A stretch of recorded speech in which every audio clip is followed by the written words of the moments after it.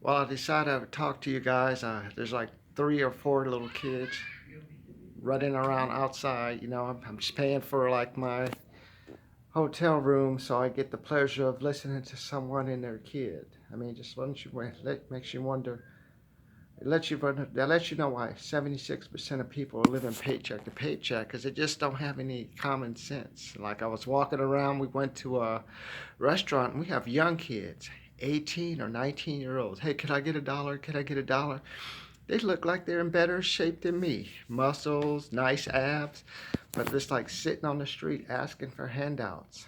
And this is like in Sacramento. I'm in a short business. Not as many homeless people like in San Bernardino. Let me tell you, like they're like lined up on the whole street. But it's like let you wonder, like, what's going on? I thought we were in a booming economy, and yeah, we were in a booming economy for some of the careers that haven't been phased out by Amazon or by technology. Or, for example, look at this phone.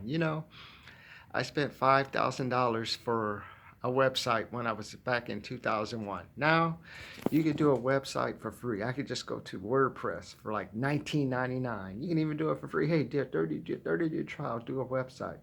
So you're just seeing some of these people haven't recovered.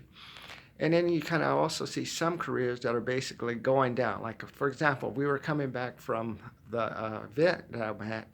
Check traffic. I mean, traffic is horrible. You're like, Martin, why is traffic so bad? Well, like I told you, well, not just the 2008 recession. How about the 2018 recession where some of the companies are tired of paying taxes, so they're moving into like low tax areas. So what does that mean? They take their jobs, they relocate their facilities to a location that's further from a metropolitan area, or they'll come to a metropolitan area well, when I mean metropolitan, they'll come to like a downtown area that gives them some type of tax advantage. So that means if you have a house that's 50 or 60 miles away and you want to keep that house, you're going to commute because that's the only salary where you can get $50,000, $60,000.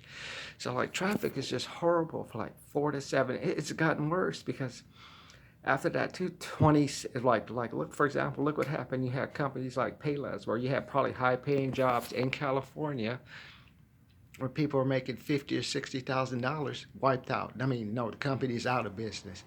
Then I just filed for Chapter 7, they're out of business. Payless went out of business. Toys R Us went out of business.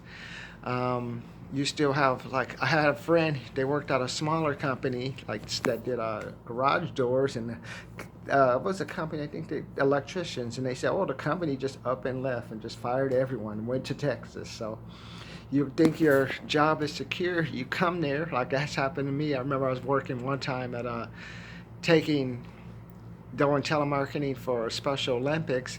I came back to try to pick up my paycheck the next day. The door was locked. I was like, what?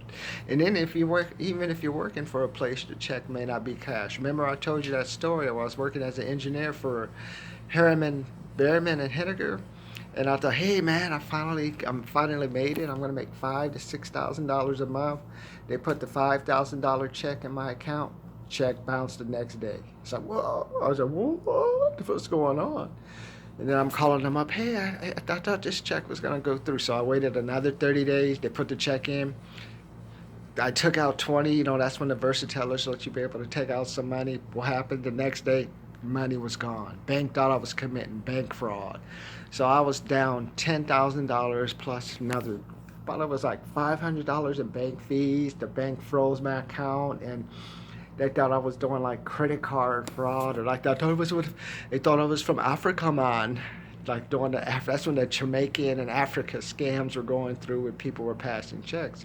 So you really just don't know how secure your job is. Like I remember when I was back in 1993, 1995, I was working for the state. You'll never get laid off. You'll never get laid off. No one gets laid off from the state, Martin.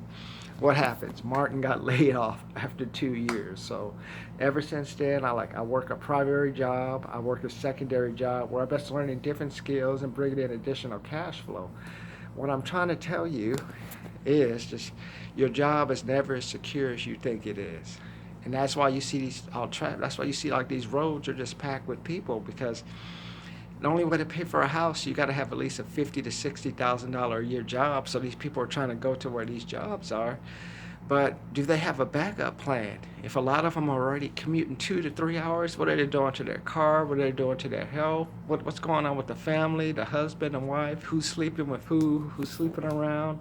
Who's doing crazy stuff? So even if you are getting the money and your job is stable, like like I said, 10% of the kids are father from another man in the family. So you may be at work as a guy making work. Well, mostly it's the women making money now. Like I told you, most of the men now are hanging out on the street, or they've just some of them lost their initiative, or they're just kind of like just unfortunately after the July 2008 recession, whoever had a father that was in some type of hard labor field that didn't recover or something, those tend to be the guys that are just a little woo woo. Those are the guys in the gym taking pictures, muscles, tattoos. And now maybe with the economy recovering, they've been able to get jobs at like slash fulfillment slash warehouse. But what kind of skills are you going to learn there? $15, $16 an hour. And half of them are taking that money, living at home or living with roommates instead of saving that money, preparing for another downturn or cutback in warehouse jobs. They're wasting the money.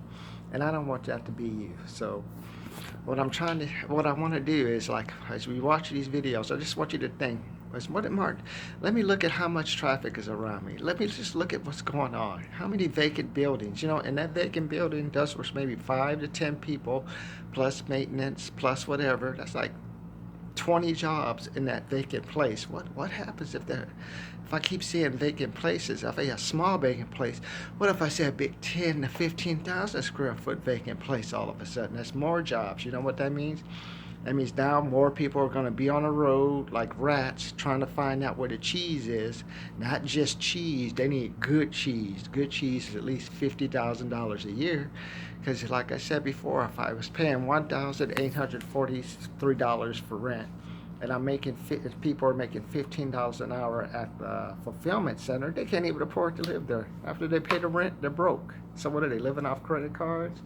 It's the only way people can make it right now, because that's the biggest growing job, logistics slash warehouse jobs. $2,000 an hour till you can get promoted to a management level, if you ever to stay that long. So this is aimed towards, like, now the $50,000 earner all the way up to the $200,000 earner. Don't be afraid to pull a little bit of money away, or don't be afraid. Hey, just take a couple of hours off from work and just walk around. Why are there so many homeless people? Hey, why is that building empty? Let me call about and see what's going on. Hey, why is gas is at $4.39, $4.19? What would those high gas prices do to like a trucking company? How would that impact the profit margin of a company?